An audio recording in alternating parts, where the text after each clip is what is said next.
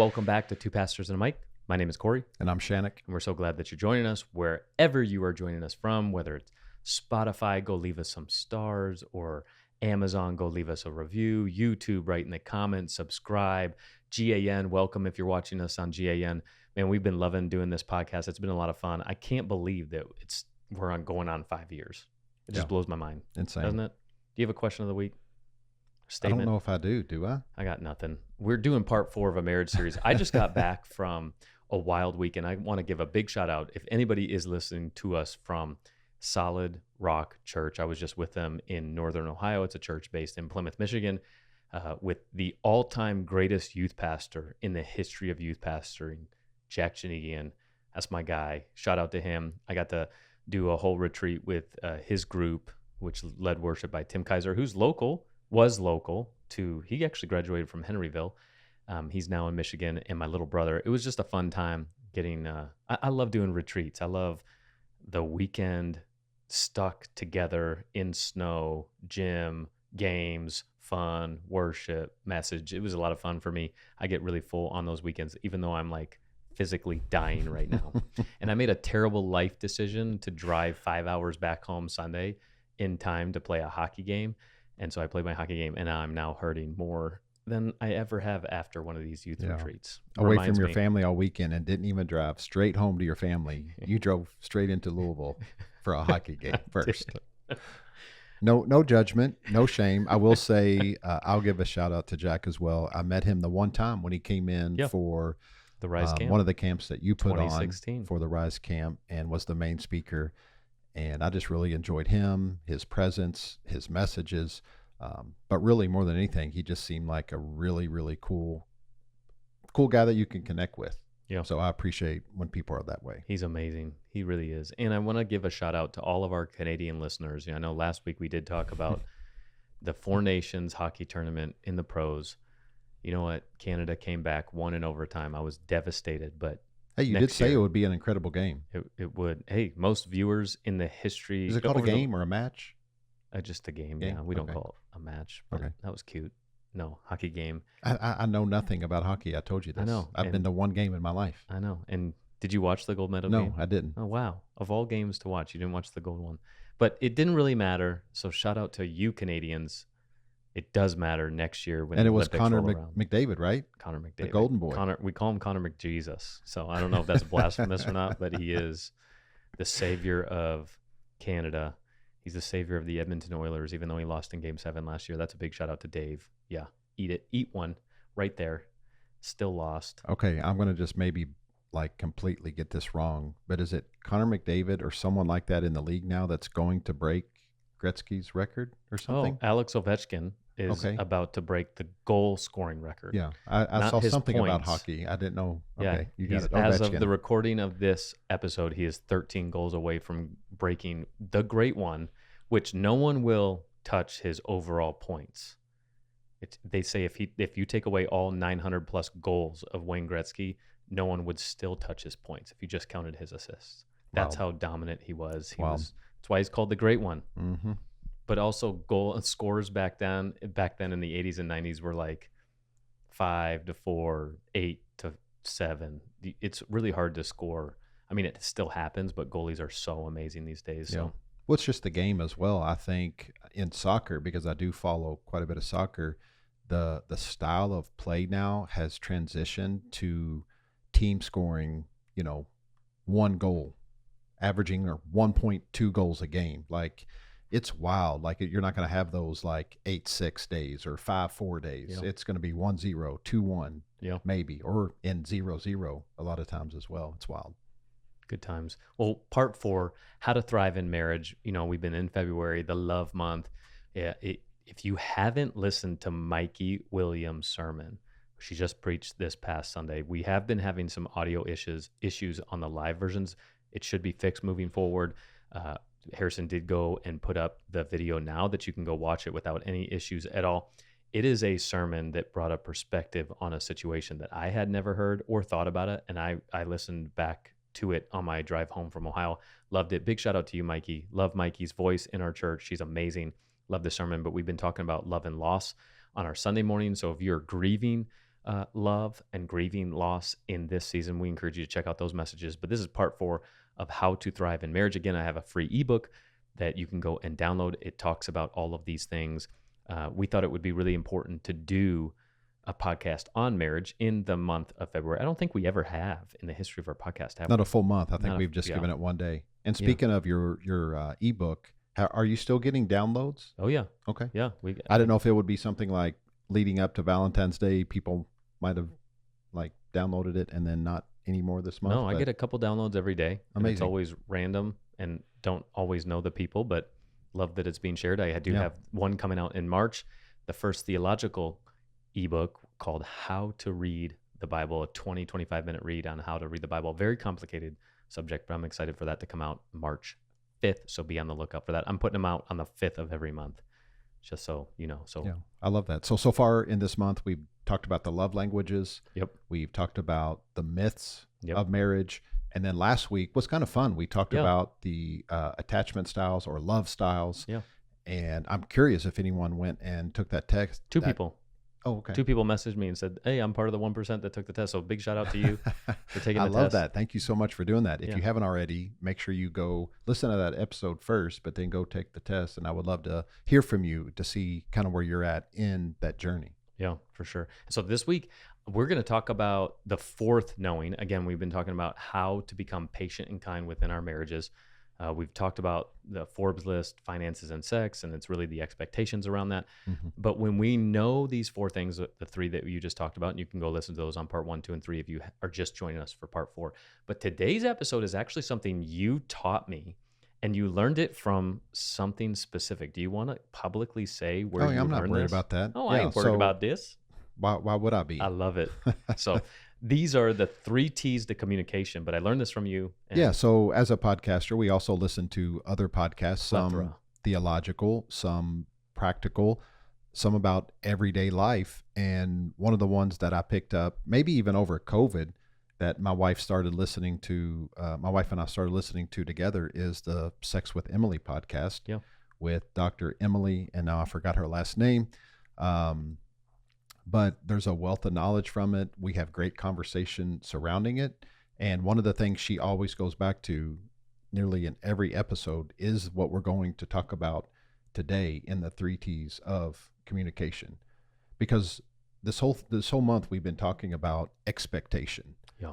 Whenever expectations aren't met, disappointment comes in, struggles comes in, trials, the fight, the anger, all the stuff. So if we can talk about expectation openly, honestly, it's going to lead to a more healthy marriage. Yeah. Obviously. Yeah.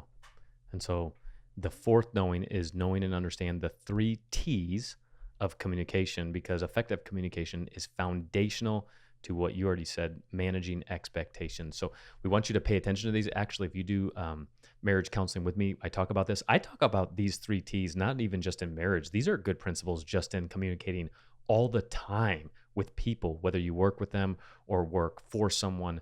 The 3 T's of communication. Do you want to do the first, second, and third? How do you want to do this? Well, it's fine. I'll just throw what the 3 are out there, Yeah. and then we'll just go one by Sounds one good. through them. So the 3 T's of communication that you need to know are timing, tone, and turf. Timing, tone, and turf. Timing, tone, and turf. You should remember that very easily. Timing, tone, turf. Timing, It should tone, be part turf. of your everyday vocabulary. It should become a part of your everyday life as you think about communicating, yes, with your spouse, but also then with your kids, with your coworkers, like you just said.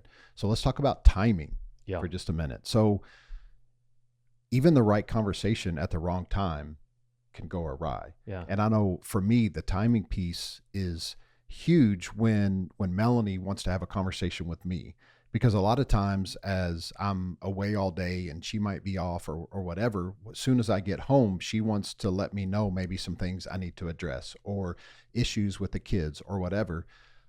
But what I've tried to tell her in the past is I need just a few minutes to settle in any environment that I'm in. Like I don't do well when I get home, walk in, and then get bombarded with chaos. I'm already overloaded sometimes through the day. My home is my safe place. I want to take a deep breath. I want to like acclimate back to being, at home. One of the things I started doing, which someone in one of my group therapy processes taught me this, is they said they came in, they parked in the garage, they were home, but they stayed 5 minutes in the garage. They This is what I do. decompressed. They scrolled on Facebook if they wanted to kind of get caught up on their feed. They take that little bit of time to wind down in the garage, and then they would walk home. My thing is, I do that from time to time, but I live right next door to where I work. So it also, I love to decompress on a drive. It's why I love driving into the gym. It's why I like going there, because I also have the drive home to decompress or to get my mindset in focus on what I need to accomplish either at home or at work or whatever. I like the drive time, but for me, it's 30 seconds and then I'm in my garage. And then sometimes I just go right in. And one of the things is I try to stay there, but I also don't do that all the time. So the timing thing is huge for me. I know as well, if Melanie is in the middle of something, whether it's a daily chore, one of her hobbies or whatever, maybe she's just at home in the evening and she's reading, I'll say, hey, when you get to a good stopping point, hey, I'd really like to talk to you about something, because I know her mind is in a different place. And so that timing piece, I think, is really huge with communication. It is. When I brought these three up, because we talked about this, man, 5 years ago. It probably was over COVID, because I remember this conversation actually on a train when we were going to Paris from the Netherlands. We talked about this. Too. And Just now. this kind of changed my marriage, because Julia's the type of person that needs space, like you were saying. I want to talk about something right now if it comes out, regardless of what's going on. And I recognize that that is not fair to Julia. And that is my own insecurity that I need to overcome and deal with. I remember we were having this argument and she's like, I just need to go outside and go for a walk and I'm like, no, we want to do this now. And I followed her outside. And as I was following her outside, I was like, I am crazy. So I went back inside and was like, this is not the right timing, and you know what else is not the right timing? When your spouse is bringing up something to you that you need to work on or that you need to apologize for, that is not the time to be like, well, now that you shared your piece, let me share my piece. No, that's when you need to that might be the biggest thing about this timing piece. Oh, since we're having this conversation, let me talk about your flaws. Like, don't do that. And so I have learned to just, especially when my wife is being confrontational with me, to just eat that one, even if I'm bothered by something, or even if what she's confronting me was because I was reacting to something she did, I'm just going to eat that one. Yeah. It's back to listening to respond rather than listening to understand, which we should be. Yeah. So timing matters a lot. The second one is tone. And I think men struggle with this one the most. So I thought when my wife and I was discussing, I have been noticing when she is stressed with the kids, her tone, she doesn't feel like the tone matters. I know how to read her tone, but then I will, if her tone is elevated and it had nothing to do with me, I will match that. And that's not right. And so I've been noticing my tone and my presence and how I'm carrying myself. And again, tone isn't just the tone of your voice. It's also the tone of your body language. Like, that stuff matters. And your tone sets the emotional temperature for the discussion. Or I like how Bill Vanderbush said this at the marriage conference. He said, tone is to voice as tune is to music. And I love that illustration of tone, because it can be the right timing, but your tone is jacked up, so it's not heard. And that is an art that needs to be practiced and learned. When someone's singing out of tune, you don't want to sit and listen to that. Right. You want to run away. That's good. Tune Fast music, as you can. sheet music. No, I love that. And I love what you just said too. The timing can be right, but if the tone's off, again, then sometimes the conversation is meaningless. And if the tone is right and the timing's off, right? All three of these work together. You all need all three. Yeah. So you got timing, you got tone, and then the last one is turf. Yeah. And this is where the communication takes place. So what we say is you have to choose a safe, interruption-free environment for important conversations. Mm-hmm. And I know with Melanie and I, actually before she was pregnant the first time, we went through this video series that was taught here. It was called Raising Kids God's Way. And I don't know if you've ever heard of that. Yeah. Gary, now I'm remembering it. Gary and Anne-Marie Ezzo, I think their name was. They had a few good nuggets that we took away from that. A tad. And they talked about 5-minute warnings. They did bring That up is a good one. a lot That's a good one. that I really like. And then one of the things they talked about a lot was couch time. And couch time was where you and your spouse spend intentional time together discussing maybe important issues on the couch. And they said you have to had to have these conversations on the couch because your kids need to see and your kids need to know that this is mom and dad time, that they are connecting, that they are talking through issues.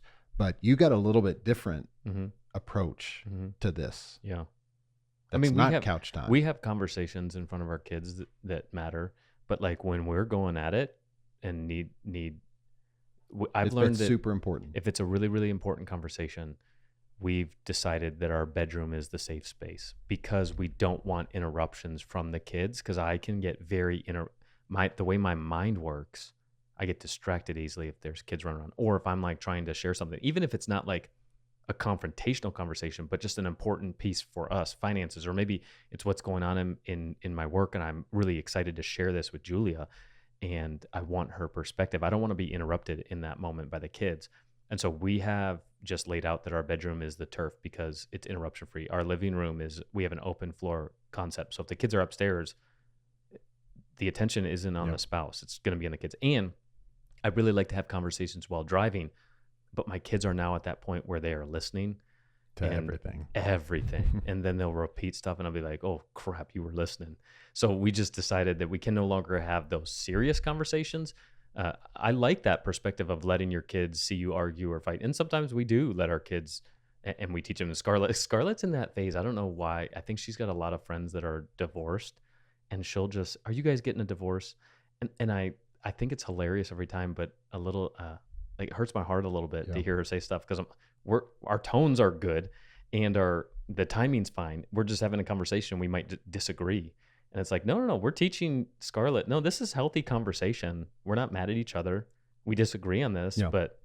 and that's kind of heartbreaking to hear. So I don't know. I might need to unpack that, but No, I love that. And for Melanie and I will say one of the big things for us is having that time away from the house or from the kids where we're intentional with a date night or dinner, especially, Mhm. and to have some of these conversations or really deep, in-depth communication just over dinner with the two of us. That's kind of our safe space. Yeah, but your and kids that are helps older, with everything. too. And it helps hit all three though. Yeah. The timing, tone, turf. Yep. When you're away like that, you're at dinner, you're in that setting, you're not gonna, hopefully be raising your tone or be, anything like that. And so it's just a great time.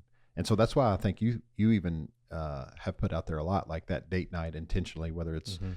once a week, once every other week, or at least once a month is just super vital to any marriage relationship. And the thing I like about this the most is these are just great principles. How you apply them is going to be unique to the marriage and the season of marriage that you're in. Obviously, with you having older kids, Yeah.